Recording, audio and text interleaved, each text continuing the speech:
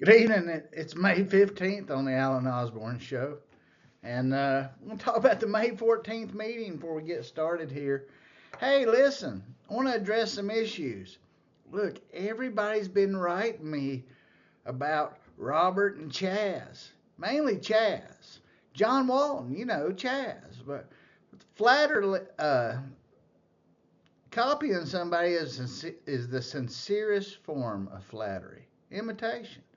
And I must be flattered that Chas wants to assume one of my identities that I write under.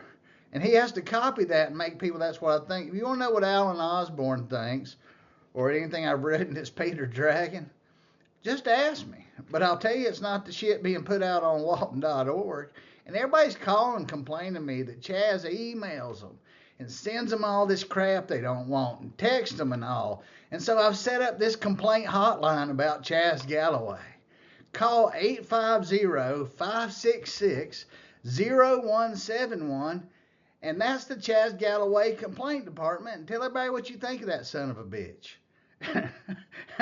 tell him you don't want to hear from the guy who owes the IRS a fortune and is over there with jerk off Gary Shipman for a little bit of money, in my opinion. Hey, Gary, I'm not going to back off anything. So you told somebody you'd back Chaz off. Hey, Alan Osborne viewers, that's just this developer piece of shit, in my opinion, who's trying to influence you. Fuck you, Gary. How about that? Stick that up your ass. It's so sickening how Tony bows to him. And speaking of Tony, so like I said, all you people who are sick of getting this unsolicited stuff from Chaz Galloway that he probably stole from the county, and half your corrupt BCC won't direct Stan to go get him prosecuted, and Mikey's not going to prosecute him because he's got some info out there. So if you need Chaz, if you're tired of the articles and you're tired of the emails, call this number anytime. That's what I would do. I don't care. Call it. Are you tired of the emails? Are you tired of the articles? Are you married and you have an important place in government and you're looking for somebody to sleep with you? Hell, you might call Chaz. He might have an opening. So if you've got some information that Chaz could sleep with you and get, hell, he might have some information. You might could be in business with Chaz Galloway and get some special texts and emails that other people don't get who aren't in on the program. So anyway, in other news, I guess Chaz wrote an article saying that I supported this dude, Edmund Ziotia. Who the fuck is that? Some dude has registered in District 5, and they say he's from Dothan. He's been put up to run. He's just put in there to try to help Tony stay in there. And we got to put Phony Tony's ass out. We're getting ready to go watch part of the BCC show, and this is on the golf course with a contentious issue. Listen to the numbers that are briefed. And then I want you to watch Tony the Nazi Anderson. Phony Tony's going to try to control everything at the direction of Clay. Watch Danny, watch Clay, watch the whispers, watch how sensitive the golf course is to Tony. He's looking for something. And watch Tony even wants to control the free speech of the elected official. He said it's not on the agenda. And he doesn't even want other commissioners discussing each other without the permission of Heil Hitler Tony there. I've never seen the commission run in such a Nazi manner as it has been between Barker and Boots and Tony. And this is an attempt to control the information and screw the public, because I'm going to show you. I'm going to tell you something that your government does. If the government messes up in Walton County, they're not going to do the right thing. And they're not going to admit their mistake. They're going to come after you, the citizen who didn't screw up, and you're going to have to prove it. And then they're going to take your money and defend their bad actions and their employees' actions. There is no accountability. Stan can't do nothing to them for fear of being fired. They're all live in fear of what they know on each other or who can do what to each other. They don't give the administrator any direction, and they don't have any control over their employees who have the ability to break the statutes that the BCC are charged with enforcing and ordinances. It's a shit show. They couldn't even do anything about what Chaz, and y'all have all been calling me, and I don't have the answer, so here's the answer. If you watch this show and other people are telling you about these emails and texts they don't want, give them this number. Hell, put it everywhere. Tell everybody that doesn't like this crap, that doesn't like John Walton, that didn't like Daniel Ufelder and the other Democrats that Chaz ran around with, that doesn't like hearing a guy who's an absolute failure and knows everybody and has kissed more ass. Look, he once was on my side, and now he's on Shipman's side. That's what you get, an inconsistent traitor. So this is my answer for all of you who've asked the Alan Osborne Show what to do. Here's what we do. Y'all call this complaint number and tell them and tell him you don't like it. And you people who are on shift work, call him when you're at shift. Call him when it's convenient to you, just like he emailed you. Anyway, you're welcome, Chaz, and a great big fuck you to you. Anyway, and now we're going to go to the BCC meeting and watch Tony kind of bitch slap Brad around a little bit. Brad don't like it, but Brad's sitting there with information he could have shut him up with, but he doesn't ask him. You can tell how mad Tony and them are. I hope y'all like my executive session. I'm sure it was a bunch of bullshit and nobody answered the right questions, and conflicted Clay ran it. You can't make this shit up, but we got to get rid of Phony Tony. And go look at the race. So there's 4 people in District 5 now, and this is a common tactic to try to split the race. And now we got, the stuff's going on. And look at the sea of apathy in Walton County. Ain't nobody running against the superintendent of schools. Ain't nobody running against the clerk of court. Ain't nobody running against the tax collector. We're all out here. The county's infrastructure is falling apart. Schools have issues all the time, and I'm gonna publish some of those, but nobody wants to be involved. Say, Alan, ain't you run? Alan ran. And so Alan does this now to make sure that people know the truth. And so without further ado, we'll get to that. We picked this up at the BCC, and we've just heard from Parks and Rec about the golf course. And watch how this goes down. Watch Danny. Watch Clay, watch Tony, watch them lean over and talk during this. They don't like it. This is uncomfortable for them because Tony was on the board to help bankrupt this damn place and dump it on the taxpayers. So he doesn't really care. Like I said, Tony, do you own a house in your district? Hell no. The people of 30A, the people of South Walton, you want to know who helped ruin your infrastructure and protected Matt Carpenter, who lost his real estate license for fraud? That's who it is. It's this guy. It's Phony Tony. So without further ado, let's get on with it. Any questions? I mean, we haven't raised the membership since we started in 2019. Any questions from the board? Yes. Okay, go ahead. Based on the changes that you're making, and a $10 increase to me just really isn't much at all, okay? Based on these changes that seem very minimal to me, where are we in the fact that the last meeting we were talking about, we were $100,000 a month, in the red? And she doesn't correct Miss Johns. $100,000 a month. Would generate approximately $221,000 a year. And most of it would come from greens fees and cart fees. And I don't believe that's accurate, $100,000 in the month. Last year, after capital expenditures, our budget was $1.57 million. Our receipts were right at $950,000 before selse tax. So that information, if I'm not mistaken, came straight from our CFO. So I would believe. So Miss Johns is letting him know. Commissioner Johns is telling him. And he's saying, no, I don't agree with you because I see all the receipts, but that doesn't mean he sees the total cost that the CFO sees. He may not see the equipment that wasn't in his receipts. He may not see the cost of health insurance. He doesn't say any of this, but the CFO does not dispute what Miss Johns is saying. And Danny don't like it, and Tony's getting nervous. Go ahead. What she has to say. Well, I understand that, but I also look at the receipts every day. So I know what was spent and I read the budget. We also mentioned at one time, and I believe that our accountants at one time said this all should be in an enterprise fund. because it's a separate entity, and that way you know exactly how much money is going in and out of there. They reviewed it. They called me after that had come up. They came up, I think, in a board discussion one time, and they called me as soon as the meeting was over and said that they did not have a recommendation as to the type of the method of accounting that for the golf course. They were involved in the initial the purchase, and we did run that by them how we were going to set it up, and it would be in the general fund, but they said they really had no opinion on that. The other thing that we discussed. Now watch Tony and Clay. The personnel. They don't like it. Right now, Neither does Danny. The servers are also full-time employees, so benefits is kind of where we get. Clay's telling Get kind of killed. Tony to control the information, control the speaking.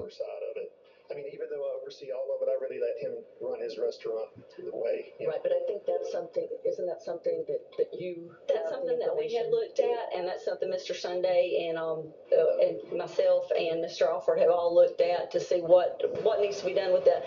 The hours of operations will assist with that some, but that is something that we are continuing to look at. Because typically servers are not full-time employees, and dropping the hours, I'm sorry? It depends on where you're at. On the St. Joe where I came from, you had a lot of full-time servers as well. So it depends on where. If we're dropping our hours, like they're projecting, Yes, then ma'am. that's not a full-time job, right? We actually have some of each. We have some full-time servers and some part-time servers. I only have 2 full-time servers up there right now. The rest of them are part-time servers. But if we're dropping the hours of the restaurant to 6 hours a day, so would that be considered a full-time You also have to employee? think about the time it takes them to clean up, because you can't just close up at 3. Now a lot of this is small talk, but what does come out is that the guy running the restaurant says that he was directed to open at 12 hours a day when the economics of it said it should be only open for 6. But they never say who directs this. But, I mean, Barker and Tony and Danny were running things for a couple of years. Was it them, or are they going to try to blame it? Are they going to try to blame that on Quinn Robertson, who was here for 6 months? First time he went out there, he got video given to Chaz on him. Hold on just a second. So we're going to get in this when they get in that it's operating the red. And listen to what Melissa Thomason says. She wants to choose her words closely because she don't want Tony and Danny and all them falling on her. But listen to what she says. It'll never get in the black, pretty much. Hold on. Getting full benefits, though? Not full, they don't have health insurance. They don't, I don't believe they have the health insurance, but now they would get retirement if they're permanent part-time. Is that like every other part-time employee? Tony just wants it compared to the county. So it doesn't every department? Now, Tony is involved in every aspect of this except voting. Because Tony was involved in the golf course, he's recused himself because he doesn't want to unduly influence it with his vote, his conflicted vote. But he's not going to shut his mouth about it because he'll admit he was on the board that broke it in the first place, and that's why they had to let the county have it for like $50,000. So they've lost $5 million on a $50,000 investment, and now they're going to play games with the numbers.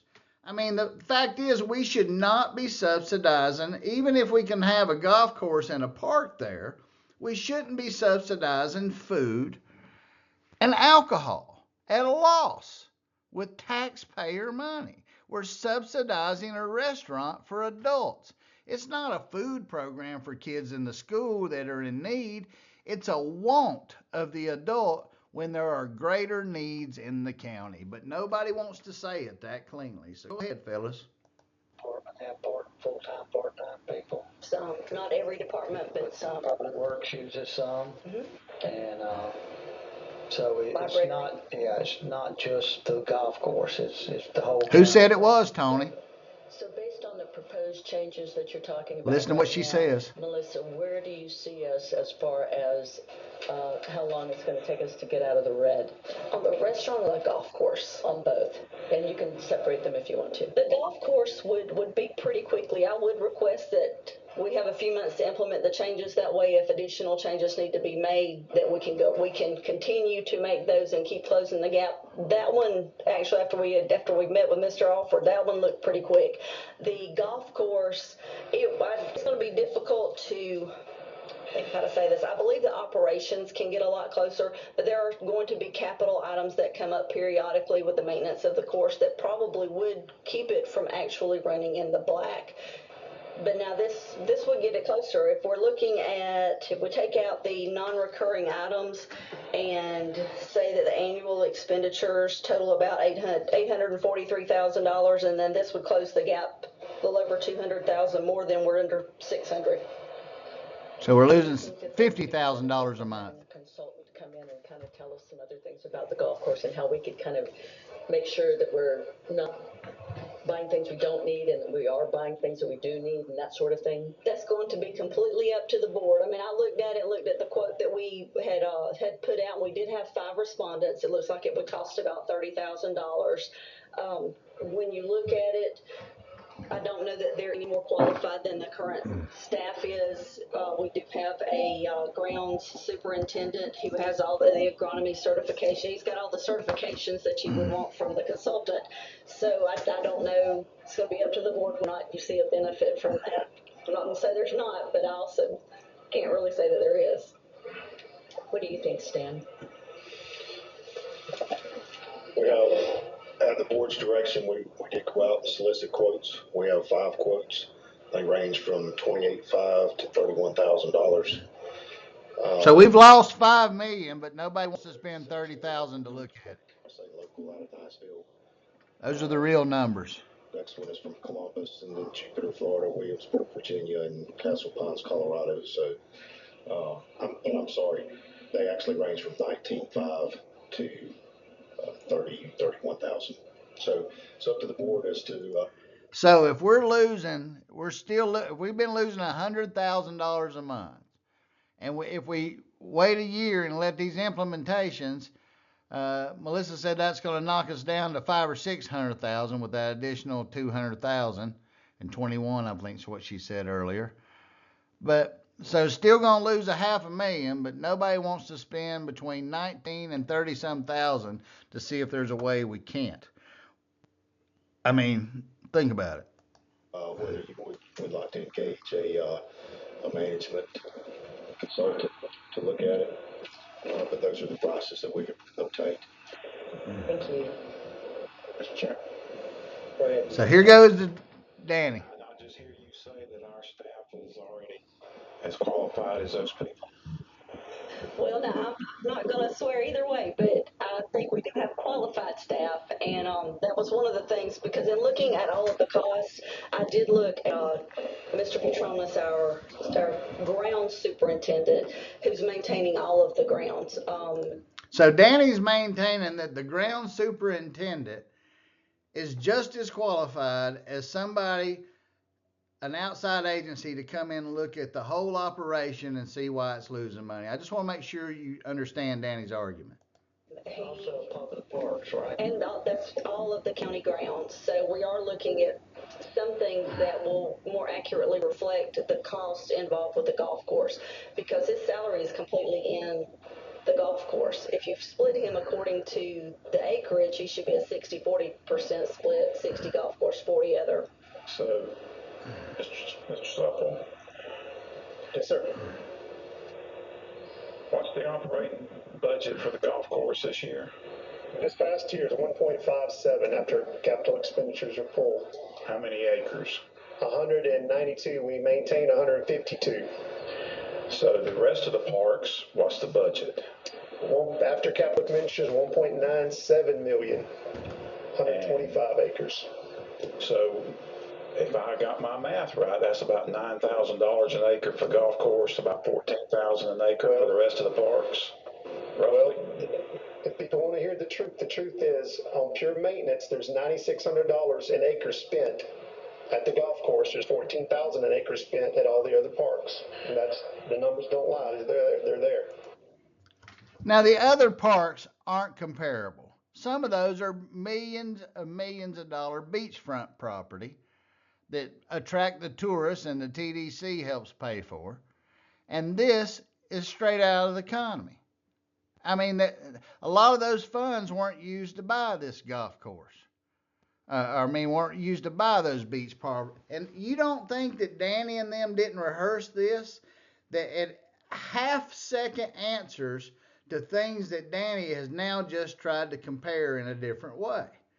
This is gamesmanship at the highest level of bullshit. Just talk about it. If the golf course can be made to run in the black, make it run that way. But the truth is, it's been subsidized in a lot of cronies, and you'll see that later. So, what, where would the golf course rank in expenditures over the last 5 years as far as parks? Because if I got the numbers Well, it would rank number one in losses on alcohol and food because it's the only place the county does it. So it would rank number one in those losses, Danny, because we don't subsidize alcohol anywhere but the Funiac. it's about fourth or fifth. As far as all inclusive, I don't know if it would be that high. It would be down the list. South Walton Sports Complex is what, 14 or 15? 16 million all inclusive. So, Helen McCall's what? 15? We did a $2.2 million renovation down there 6 or 7 years ago, and the new phase coming up, several $1 million on it. Something very important is if we don't maintain this as a golf course, it has to go back to the original owners is the way I understand it. The money we invest in our other parks that we own, we decide our own destiny. If we want to use it, as somebody says, for pickleball for 10 years and then that's not popular, we can do whatever the BCC wants with it. That's not true with the golf course, as this is not apples to apples. Grady Brown's what? 10 million. I believe it's right at 10 million. All phases. So, is it best fourth? The Paradise Park's what, 3 plus? I think we're at 3.2 million right now. 10 acres? 10 acres. We're talking about 4 million for 192. That's correct. Do we charge other than what we charge people to play basketball and what we charge people to play soccer? Do we charge any other fees for recreation in this county other than the golf fees? No, we don't charge Little League Baseball, Little League Football. They get a waiver. With the new field use policy, we will start charging $25 to use lights and stuff like that eventually for private soccer. But then, do we charge anything to launch a boat? No, sir. Do we charge anything at any other park for any other thing? No, sir. That's because most of the boat launches of Danny are being used by vendors, and the owners and the residents say all the time they can't really use them because they're being used to make commercial money. That's right, you don't charge them. That's how you pander for their vote. Why are we charging people to play golf? Well, It's not a park, it's a golf course. Listen to what Danny said. Why are we charging people to play golf? In Danny's mind, we should provide the Funiac Springs Golf Course and Rec Center free golf. Why are we charging people to play golf? You can't fix stupid, but go ahead, Danny. It's a park. It is a park. We don't charge people to run out there. We don't charge people to bicycle out there. We don't charge people to fish out there. It's a park. So why do we call it Eagle Springs Golf Course if it's a park? It's not called that. It's the name is Recreation Center. Eagle Springs Recreation Center. Go read the sign. Is that not the truth? Listen to Danny. Go read the sign. This is the kind of bullshit up there. He's been caught in so many freaking lies, and all he can do is attack Donna because go read the sign. Hey, okay, Mr. Free Golf. yes, sir, that's the truth. Well, I would like. Go ahead. Got the floor, man. Okay, go ahead. Just a second. Let's Go ahead. So at the end of the day, we're paying about $1.5 million for a 190-acre park, and we're paying about $1.9 million for every other park. Correct? That's correct. And that park in the last 5 years has generated what in income? 3 million, 2.97 something million.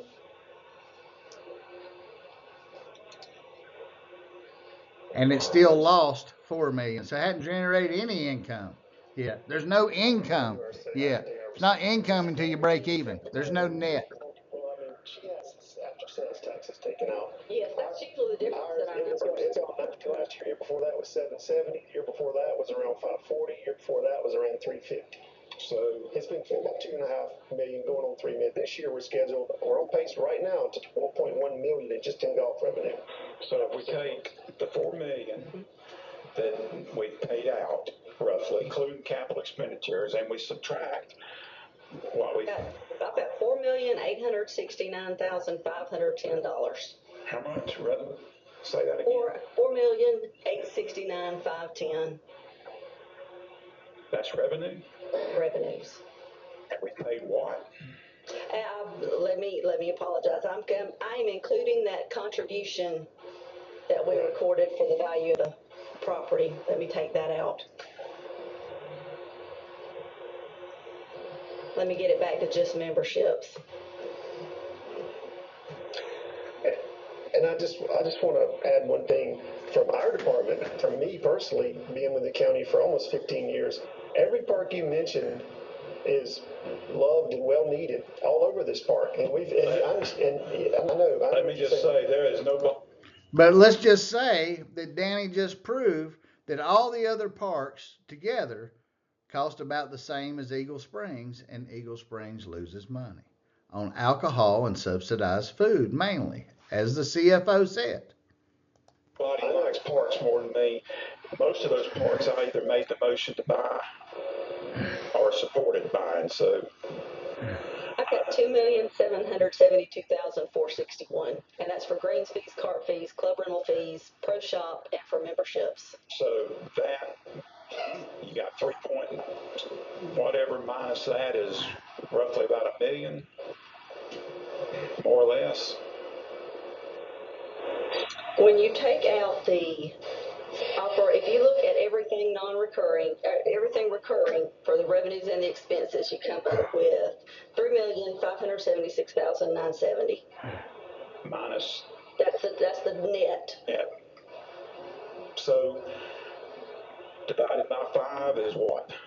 700,000, 750,000. I got 843,781, but I divided it by 4 because I used the start date, the opening date in fiscal year 19, which gets us about. So losing 850,000 a year. But Danny doesn't want that number to be true. 4 years. So meanwhile, every other park we've got is generating zero revenue. Correct? That's correct. Correct. It's nominal. We do have some park rental fees, but it's nominal. We spent millions. Mostly TDC money. So if y'all are going to start, and we're going to start cutting parks based on money. Yes, this one's the fourth one to go.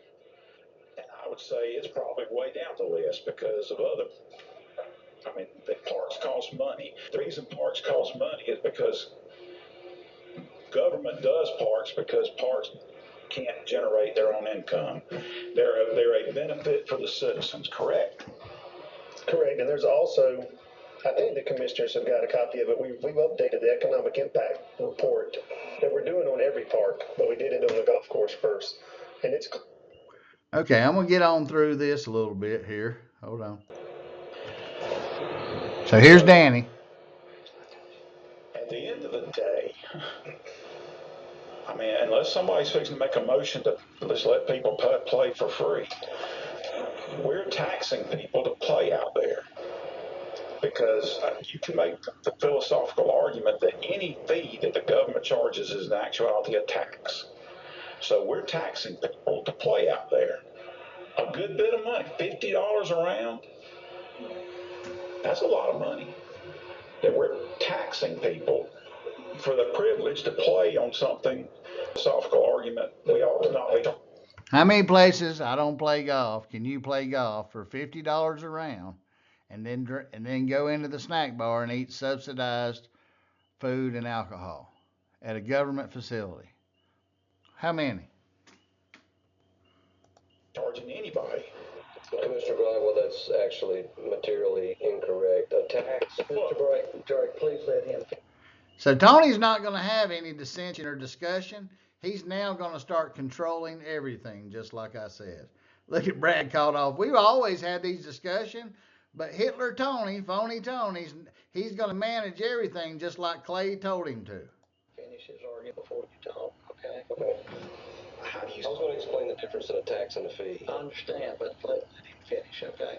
I'm not saying I don't agree with you. I'm just saying there is an argument to be made that a fee and a tax. What's the argument? There is an argument to be made that a fee and a Let's tax just is the same just a thing. second. One of the commissioners. Hey, Tony, you dumbass. Danny said something that required a response, and you don't want Brad to respond. Shut up. They're elected just like you, and they're not out of order. Let them discuss something in public, whether you or Clay like it or not. It's public business. Speaking. Hold your questions or hold your comments till after they finish. It's courteous for all of us. Y'all never hold your comments when I'm speaking. Ms. Jones, she has to speak first. Did you see Tony? He also wanted to come back and point at Brad because he's mad at him and say, by the way, Skippy, Donna's going to talk first too, and I'm in control. Ha ha. I'm going to take my golf course and go home. Y'all are doing a great job. I appreciate everything you're doing. And this is just plain out politics. Okay, Ms. Jones. First of all, We heard Danny, this is plain out politics, that somebody's asking a question about losing $850,000 a year on golf in a restaurant. Nobody lost any money on somebody fishing in the pond. Nobody lost any money on the runners. That was all just fodder. That's all. I am not against the golf course at all. I am not against the golf course. I think it's wonderful to have the golf course. I am a little iffy on the restaurant thing. Sometimes I feel like maybe we should outsource that. It has nothing about you because you're doing a great job, and it has absolutely nothing personal, honestly.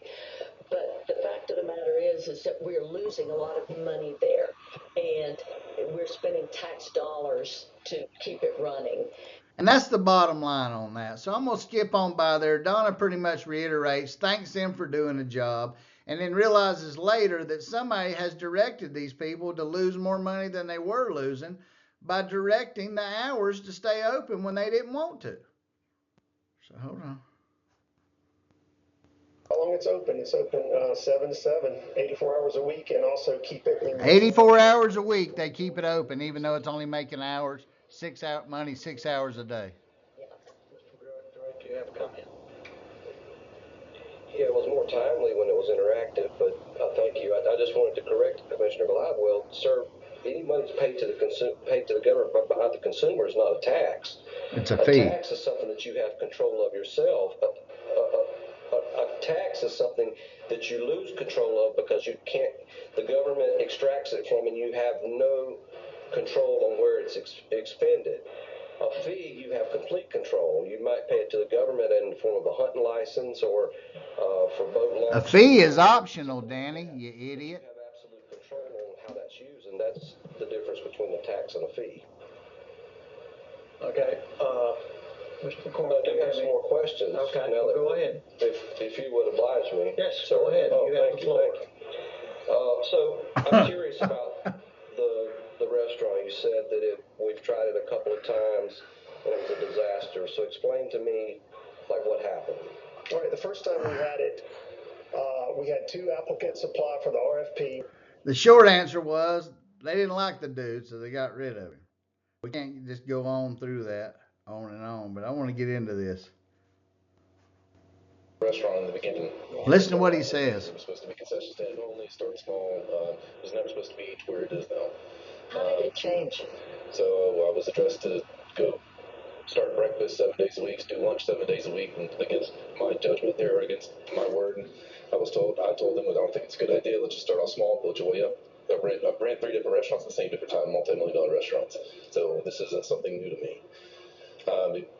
All the ones that fail or in the shape that we're in now, not that we're failing, you jump in over your head basically. You start off small and work your way in. Look, this guy just admitted that somebody at the county has been telling him the last couple of years what to do. And they've been telling him to do stuff that he objected to because it was going to lose money, and they told him to do it anyway. This is common in the county. It's about achieving objective, and a few people won't, no matter what the cost. And it's just not truthful. That's the main thing. Into it, and you build something. You jump in the deep end. You don't know how to swim. Right. Well, maybe we should take your input, right? Absolutely. I mean, you're the guy that does the job. I mean, you know that's what. where I will get us back to where we need to be. Right. One way or another. Thank you. Mr. McCormick, do you have any questions? Mr. Wright, for continuing to strike? I mean, I do, if it's okay. You have the floor. Well, it's fine. Go ahead. Well, Tony, the way you acted, you act like he can't talk.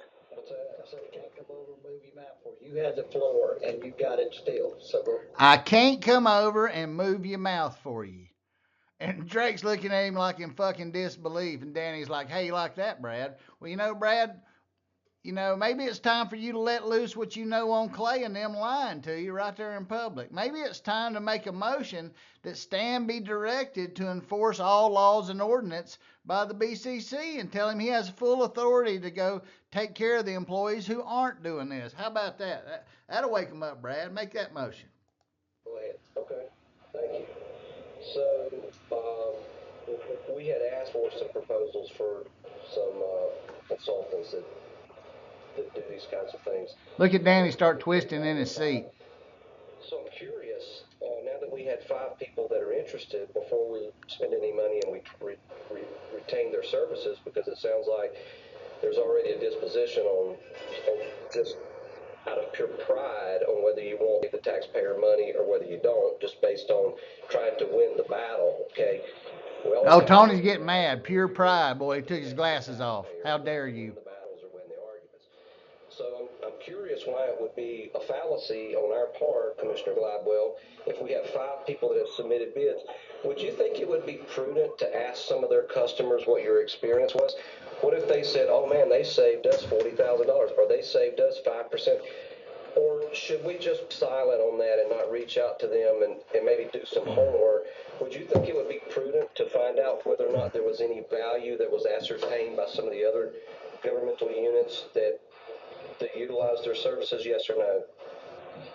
Mr. Drake, if you're going to ask him a question, let him explain his answer if he needs to. If you're going to do yes or no questions, then I don't know. Now listen to this. Now Tony, who did not want Drake or Danny to have to explain, he's giving Brad a different set of rules, saying if you're going to ask Danny a question, then Danny's going to get to respond, have an interaction, but you couldn't do that before.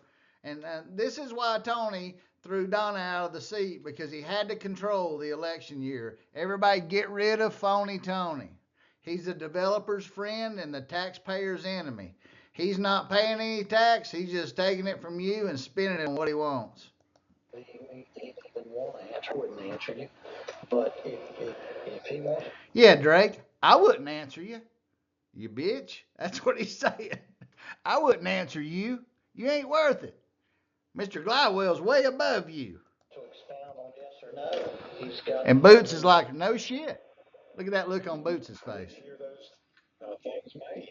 If we want to instruct Mr. Sunday or Ms. Thomason or Mr. Cutshaw or whomever is responsible for that, if we want to instruct them to go back and get experience documentation from those vendors and bring it back to us, I think that's a good idea. See, well, look what we did here. We just changed your position on that. You were adamantly opposed to it. Hang on. That's right. Danny was adamantly opposed and said he already had qualified staff and didn't see why we needed to go out. Drake points this out, but Tony doesn't like that Danny's not defending himself good, so Tony's going to say, well, now, wait a minute. He never mentioned he was for or against. He was just saying his opinion on the golf course. Tony, do you think Danny could speak for himself, Mr. I ran the business I ran into the ground? Shit. Now, if we're going to do that, it has to be done at another meeting because it's not the way it's on the agenda is an update of what they've done. He didn't say they were going to do it yet. You won't even let them finish. You're trying to hijack it to another meeting quickly because you don't know like how it's going. Just let them talk. Tony, shut the hell up. I wasn't proposing a motion. See? I understand, but I was just informing you if you were going to oppose a motion. In case you're a newbie, Brad, Tony was just informing you because, you know, you've never been involved in government, right? That's what Tony's looking at you and basically saying. Because Danny's the experienced guy and Tony looks up to him. If we want to give them instruction to go back and ask for that documentation on those 5 vendors, I don't have any problem with that. Well, I think there's value in that. Do you think there's value in that? I don't know if there is or not. I would want to see what the data is before I make That's decisions. what I'm asking for is the data. Do you have any problem with that? All right, great. I agree with that. So Danny and Brad and Donna all agree we need all the data to give to these vendors. And he's saying, how do we know what the data is? And Danny says, I don't know. But Danny knew a minute ago. I think finding out what kind of success they've had and what they've been able to do for other people would be a good option for us to look at. So, Are you through, Mr. Directing everything else?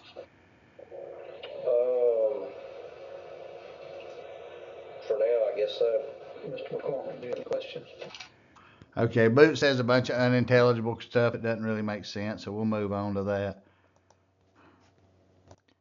Now listen to Phony Tony's. He's been prepared by Shithead and Shipman and Clay and all of them. They're going to start breaking it down the numbers a different way and comparing the golf course in Defuniak Springs to the value of some of the parks in the south end on the bay and beach and places like that, which really is comparing apples to rocks. It's not even apples to oranges, it's apples to rocks. The property is totally different.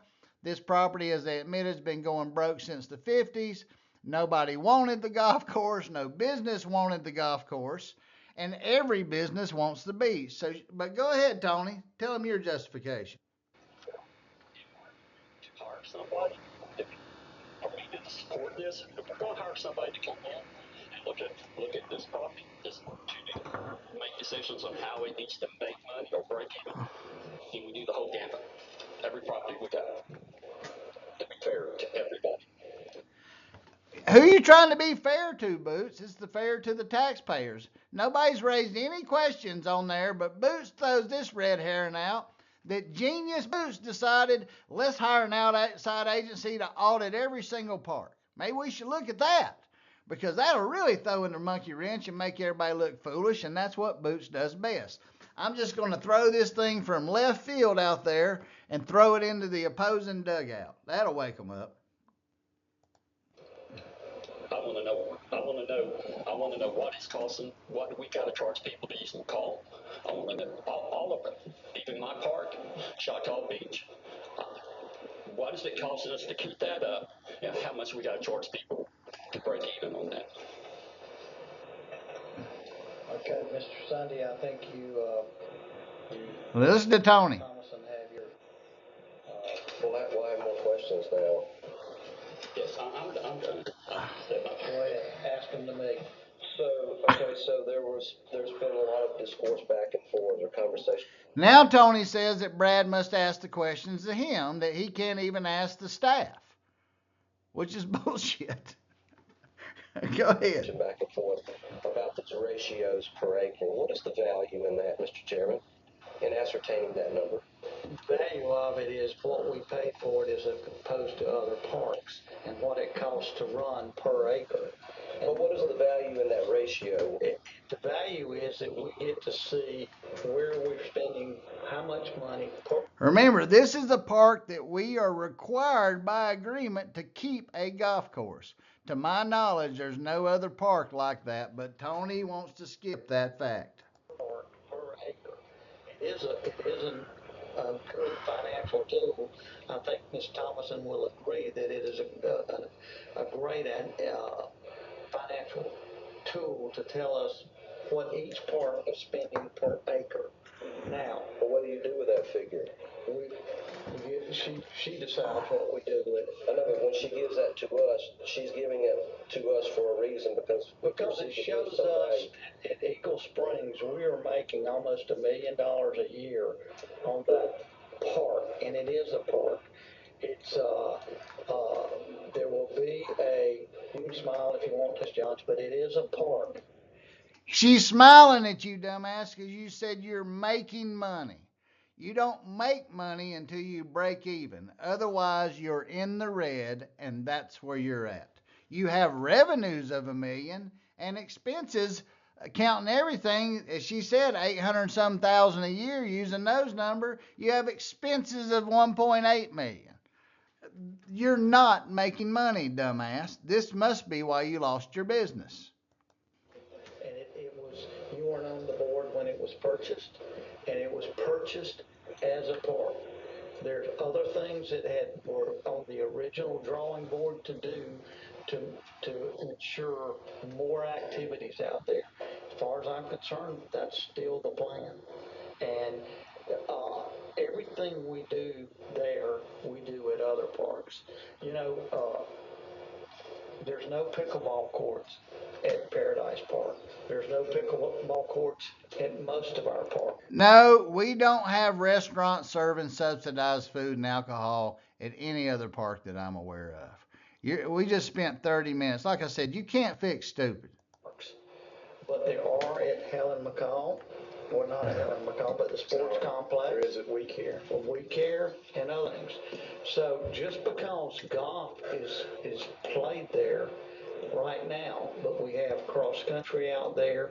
We have people out there every day walking, swimming pool. We have everybody out. But let me tell you this, folks. If we go out there and build all this stuff that Tony wants out there, what he gets out of it is you're locked into the golf course forever because you're making capital improvements to a park that you've promised to keep as a golf course. So this is a slippery slope that's unlike any other park in the county, and they're covering it up. It's an agreement that we have to use it as a golf course. So what happens if we can't use it as a golf course and have to turn it over after investing millions into it? Think about it. Somebody will be able to sell it after we fixed it and continue to lose money, and then they can do whatever they want with it, including probably rip it down and build a development. It's just stupid. Out there walking the course, we have plans for pickleball and tennis courts and basketball courts. We're going to keep dumping taxpayer money into it. The fact that yes, we're losing money on that golf course. There's no doubt about it. But we're losing money on every.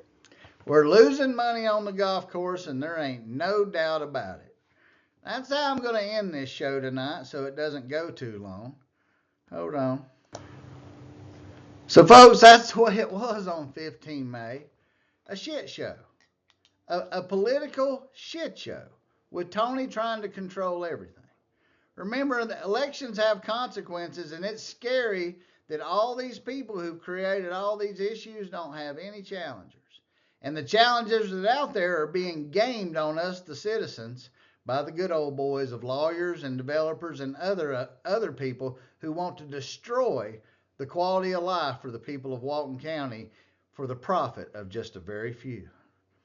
You can't make this shit up, but we need Phony Tony Anderson cannot be reelected. Boots cannot be reelected. Trey cannot be reelected. And Trey has a probable cause hearing in front of the Ethics Commission, I believe on June 7th. Probably won't do shit to him and probably didn't investigate much, but old Trey's going to court on June for the naked woman or whatever, the purchase card abuse, and you name it. Do we really need this?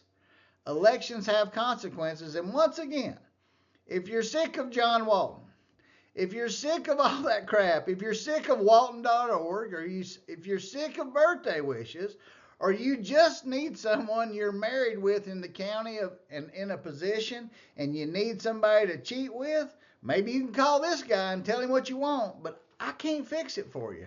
And as for the articles that he wrote trying to be me, oh, you'll just never be there, son, because you're a failure. You know, you don't have any integrity and you just never will. And you can't fix that in life, and you can't fix stupid. And that's the way it was on the Alan Osborne show. Until next time, when the BCC does something even more unbelievably stupid. But like I said, plan to get out there and vote and support people that care about you and your thoughts as a taxpayer. Welcome to America. Till next time, keep them straight. They can't keep themselves straight, and you can't make this shit up.